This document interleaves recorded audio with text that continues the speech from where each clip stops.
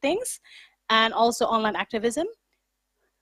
Next, our initiative that we bring into this session is actually stopkbgo.id, which you can browse on your mobile phone.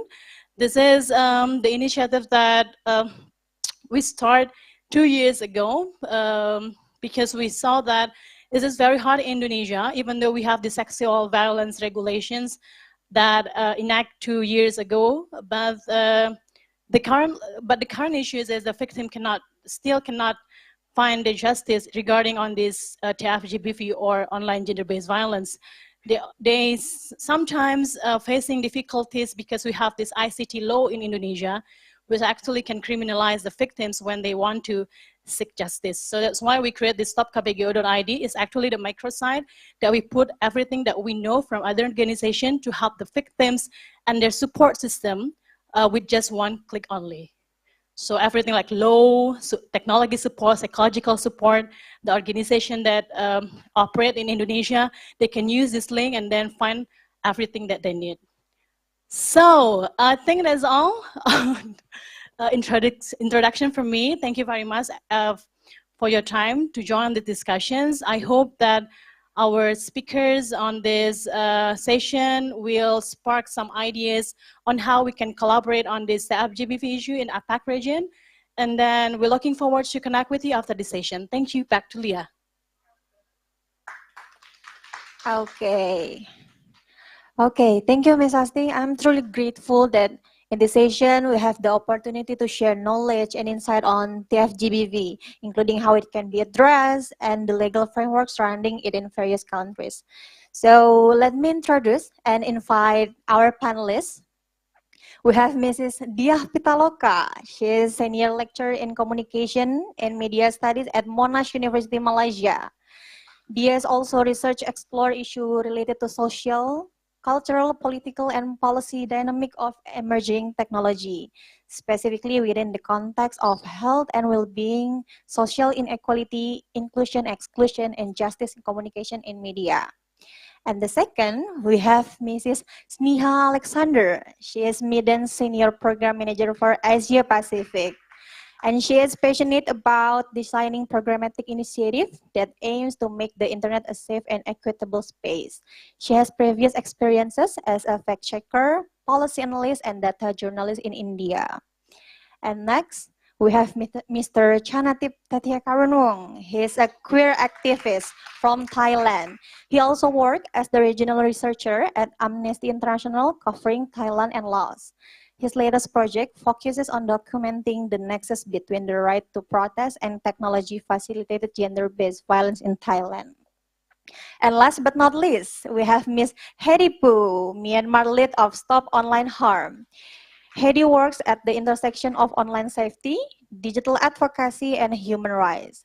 As the Myanmar lead at Stop Online Harm, she spearheads initiatives to combat online harassment and promote digital safety.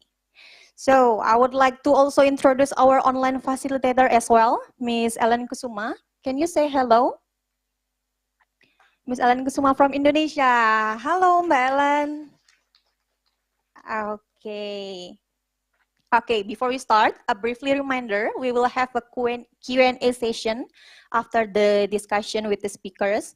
So for participants attending online in Zoom, you can write your question and comment through the chat box. And for all of you who attend here, you can just raise your hand so I can see you. So now, let's start the discussion. First, I will go with Chanatip. Okay, Chanatip. So, about your research. So, how does targeted digital surveillance and online harassment specifically affect women and LGBTI activists in Thailand due to their gender and sexuality? Thank you so much, Leah. And first of all, thank you very much to ICT Watch for having me here today. Maybe I'll ask one question first for everybody here to think about in their head. What do you think about, what comes to your mind when you think about Thailand? I bet a lot of people think Thailand is a paradise for gender equality.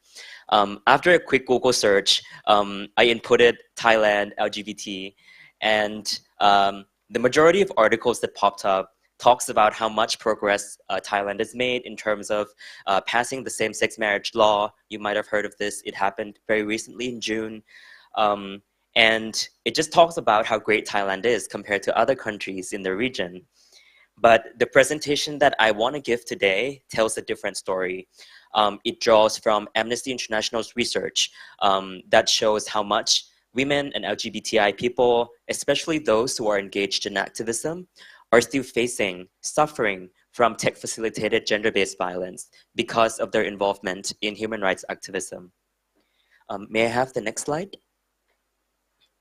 So the research that we conducted are based on our conversations with 40 women and LGBTI human rights defenders across the country.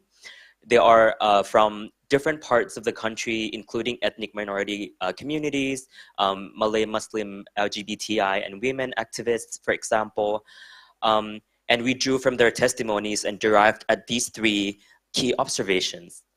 The first one is that we found the two main forms of online harassment that the activists face regularly. The first one is targeted digital surveillance, and the second one is online harassment on social media platforms. So I would like to note that it is quite interesting to see how there are instances that activists were not necessarily targeted because of their gender or sexuality, but the impacts that they face are very unique and different from their heterosexual male counterparts because of their gender. For example, I want to talk about cases of targeted surveillance. In one example, a gay activist told me that his Facebook was hacked by a so-called government-backed attacker, and he knows this because Meta gave him an alert that says that.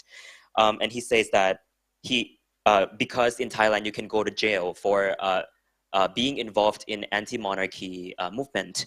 So he said the thing that he fears the most is that going to prison for gay men and trans women would mean you would very likely face discrimination and sexual assault in prison. So here it's clear that he was not really targeted because of his because of being gay, but the fear and the impact that he experienced is very much deeply rooted in the existing gender-based violence against LGBTI people. And for the cases of harassment on social media platforms, we've seen prevalent uses of misogynistic, homophobic, and transphobic language. Many of them face doxing and smear campaigns that try to spread gender disinformation against them.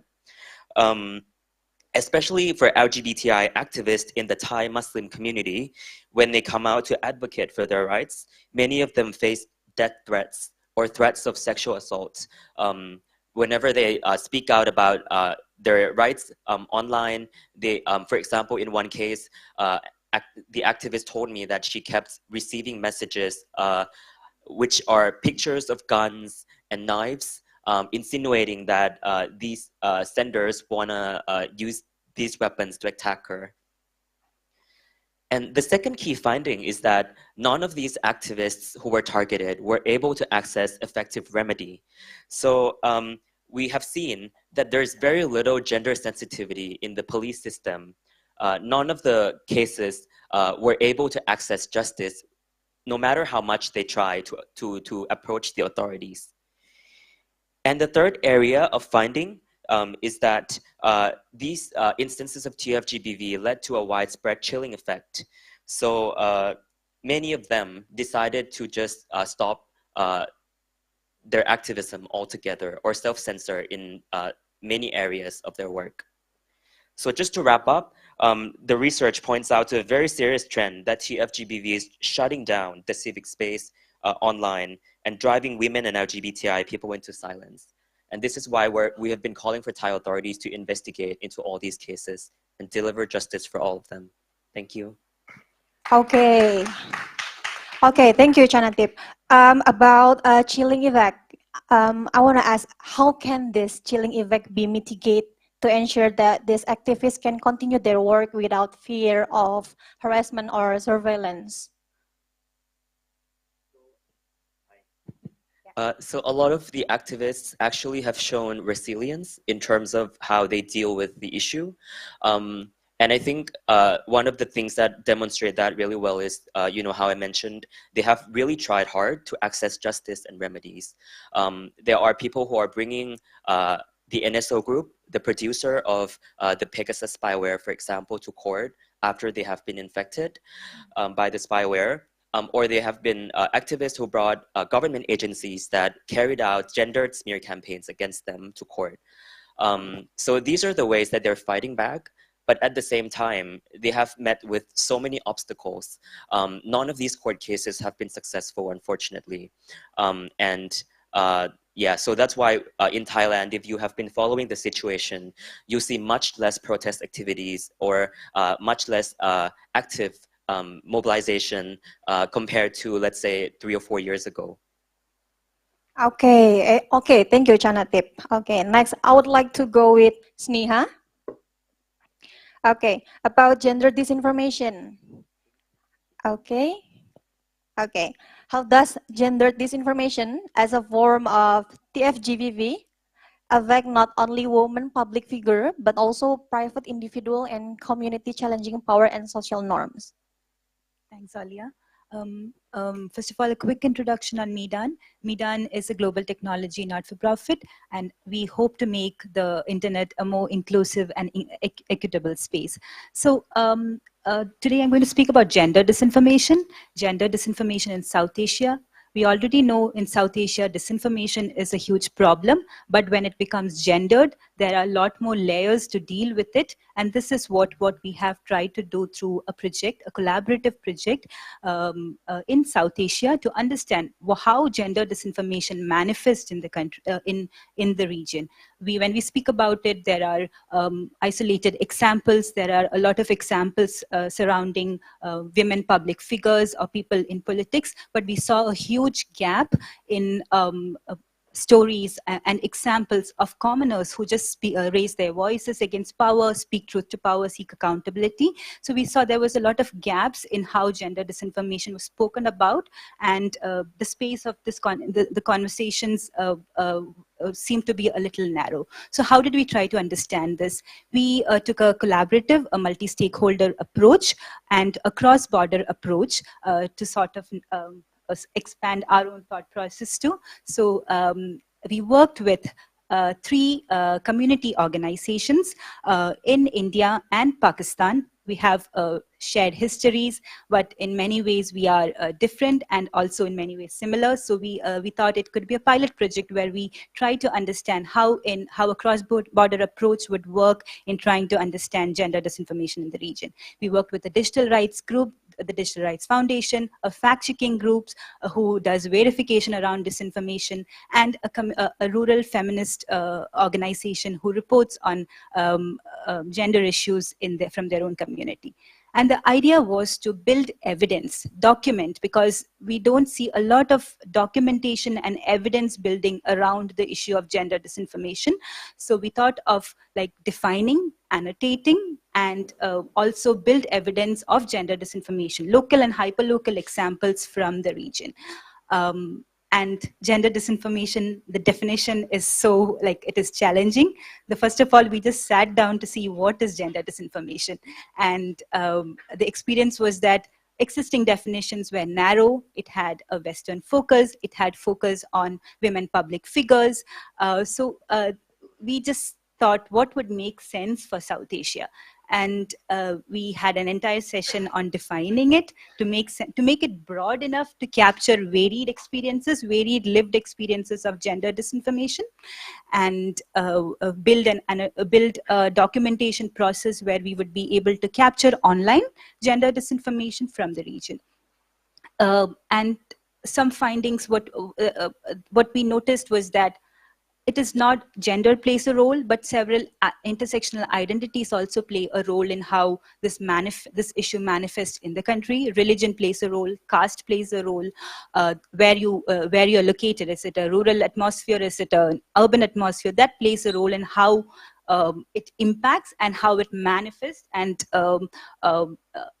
works against individuals and communities, not just individuals. Sometimes it can also be against movements, progressive movements of women rights movements, LGBTQ movements. So looking from a narrow perspective of an attack against an individual always doesn't work. We need to go a little bit broader to also understand in a societal level how it works, how it manifests, and it sort of impacts people's capability to work and participate in a society.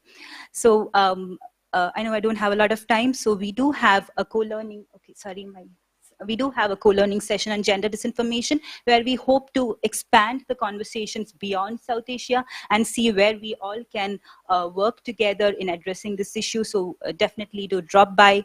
We would love to hear more from you. Okay, thank you, Sneha. Yeah, right. Because we have a limited time, I want to ask the next question for Hedy from Myanmar. Hedy, so what initiatives have been created, both local and global, in addressing this issue or TFGBV issue of the lack of support system for women facing online abuse in Myanmar?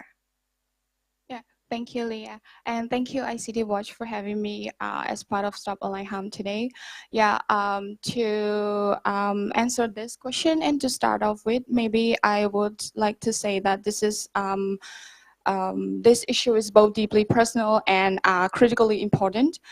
My sister is a journalist, and I have many good friends who are journalists, political activists who are just, covering the truth and writing stories. And but for simply doing their job, they face online harassments, hate messages, and problem that has been intensified since the coup.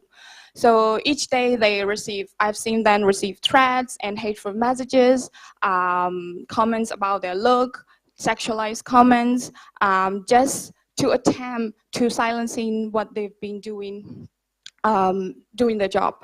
So, and we've realized that this isn't just an inconvenience, and it's rather a strategic weapon to use, to intimidate and control them, just like the issues in Thailand, as Chatnip mentioned. So in Myanmar, as I have the previous slides, as you can see in the data, this tactic is employed in a very massive scale. So since the coup in February 2021, the situation has been worsened, and it has worsened dramatically. So women, especially who speak out or hold the public positions, are mostly targeted. And this is also part of a coordinated effort to suppress the voices and to install fears. So as you can see here, about 90% of these abusive posts, they come from these SEC accounts, and even 80% they are originating from this pro-SEC channel. And the impact of this is very profound. And to go back to your questions, yes, despite the severity of the issues, there's a significant lack of support system, especially in Myanmar, I would say. So we often lack specific law to address these online harassments and cyber stalking, so which leaves the survivors with limited resources. So which of this comes to our efforts of the initiatives of our Stop Online Harm. So we are committed to addressing these gaps, and we are currently launching an online ambulance support system to offer immediate support to those facing this online harassment. We're also working on a global network together to strengthen the efforts and provide united effort against these issues. So, and another significant effort that we are currently plan to develop is a code of conduct to set standards to documenting, responding to, and advocating against this TFGBV across the APAC region. So this will prioritize the survival central approach, ensuring what they want, ensuring what they need, and we are prioritizing their autonomy over their data and ensuring that they receive support they deserve. And yeah, we're also partnering with these civil society organizations and women rights groups, and of course with the private sector, like urging social media platforms and tech companies to implement stronger policies and improve reporting mechanisms. Yeah, so as I conclude, and I would like to stress that combating this TFGBV require a collaborative effort. Each of us has a role in ensuring that every voice is heard and every survivor is supported. Yeah, so thank you very much. Okay, thank you so much, Hedy. And I will next for the final turn. Question for Mrs. Dia. I heard about digital violence in metaverse. It's also about your research. How can multi-stakeholder involvement in platform governance be effectively implemented, especially in translating the concept of safety by design into safety by default? Okay, first of all, thank you very much for everyone for coming to the sessions. I know you're probably tired and sleepy after the lunch. And thank you so much, Sasti and colleagues from ICT Watch for facilitating this session. Okay, so probably among our three wonderful friends here and CSO, I'm new in the area, not so much in the communications and technology and society, but in addressing this particular issue. So our team has just finished this, therefore I don't want to use the slides because we're in the middle of finalizing the findings, but I can share with you a couple of important things and how multi-stakeholders should be translated into collaborations involving not only CSOs and governments, but also CSOs, researchers from universities, women organizations, advocacy groups, users, gamers. So we talked to different groups of community, different group of people about sexual violence that happens to women in metaverse or VR. My questions to all of you, I hope I can take off some, help you to stay awake. Do you believe that virtual is real? Do you believe? Yes. Yes. So anything that happened to your virtual body, your avatar, do you think it's real? It is. So many, at least for now, there's one victim whom I have a contact with and talked to intensively via Zoom because she's residing in the UK. She's a psychologist and also a tech tester for one of the platforms, and she got raped, gang raped. Her avatar got raped. She screams, she yelled for help, she looked for supports, and nobody actually come to her. So I really like when Gracie, I think, talk with us is basically something that I'd like to highlight. So we're conducting an experiment. One of the way we did to look for information further about how people perceive sexual violence that happens to women in metaverse or virtual reality, basically to conduct a EEG experiment, measuring the brain waves.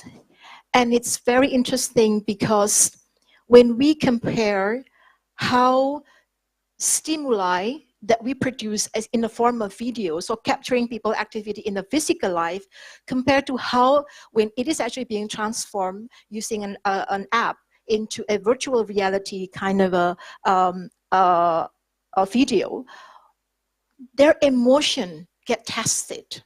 Their brain waves show some significantly increasing level of response, which means either they feel that can be happening, so they actually, it's kind of a challenging and questioning and testing their own perceptions about what cannot do, what can and cannot happen in virtual reality, or versus like if it's male, it could be like, oh my God, so I can do that? I mean, it happens actually in virtual reality. So it's kind of a questioning whether or not a stigmatized kind of a stigmatized perceptions, or how we stigmatize sexual violence victims and how they're being treated in the real place is actually transformed into the virtual reality. So that's one thing. So people might take virtual reality sexual violence based on this research more serious problem than an offline form. On the other hand, when we try to test at different forms of violence, from the very low one, the very low form of violence, to the medium level of violence, we can't go into the high one because we don't get ethical approval. Well, I can conclude that brain does not discriminate forms of violence. Your brain basically will pick up even the lowest form of violence. So knowing that public policymakers are still not willing to discuss about this, how are we going to move forward together? That's my question. Thank you. Okay. Okay, thank you so much, Mrs. Dia. So for anyone already wondering about the program, I will open session for a Q&A because we have a limited time. I will open for 2 questions. So for all of you who attend here, you can just raise your hand to give me questions. Any questions? Okay. Lady. Okay.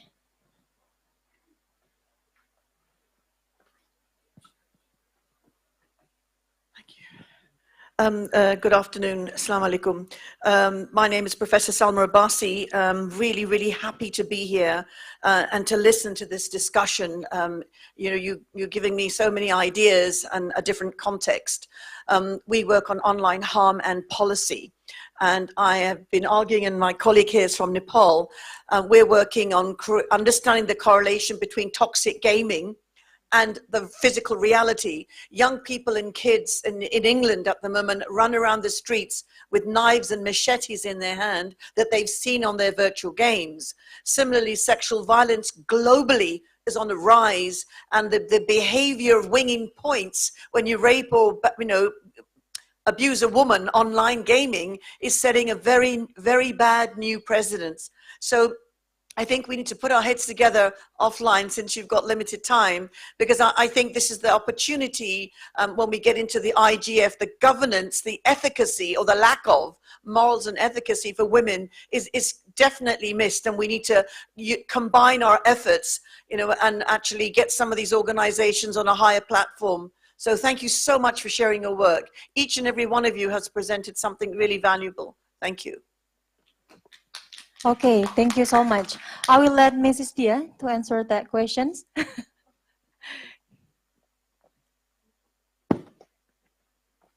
Thank you very much for your appreciation. Yeah, I think I agree with you. This is just one form of a research. I think when I presented these findings to a group of people, one questions that they asked me was like, "What do you care?" But I said, like, okay, not long from now, you will have again generations of young people suffering from mental health because nobody actually come to them, helping them, provide them with supports like what you said earlier. In the case of, for example, in Thailand. In Thailand. So how do we respond to these people, women screaming out, asking for help, and how, most importantly, invite them to participate in tackling technology facilitated sexual violence. Okay, thank you, Mrs. Dia. So ICT Watch also has an ongoing program to support child protection in Indonesia in the gaming world called Game Genius. So I think we can discuss more about the gaming world. Okay, so second questions? Raise your hands. Okay. Yeah.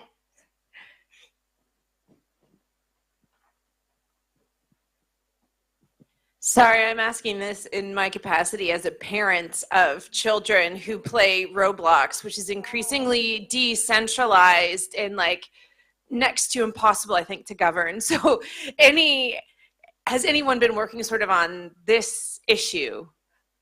Sorry, just as a parent. Okay.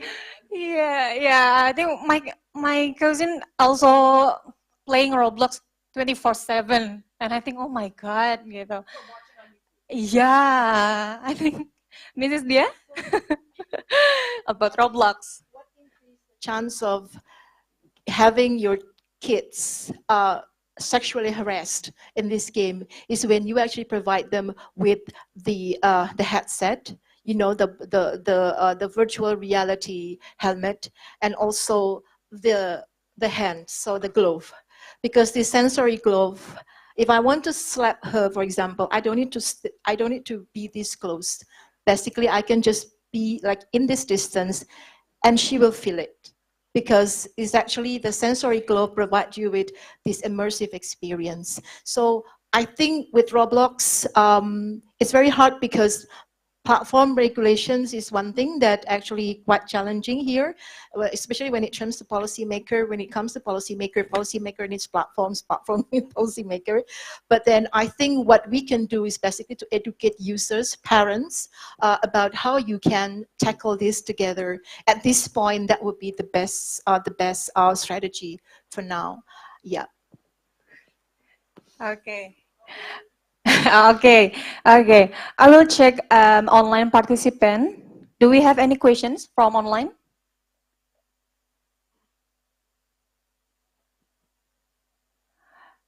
If you know any question from online, I think one more questions. Okay. Yeah. Where? In the back. Yeah. I'm doing exercise.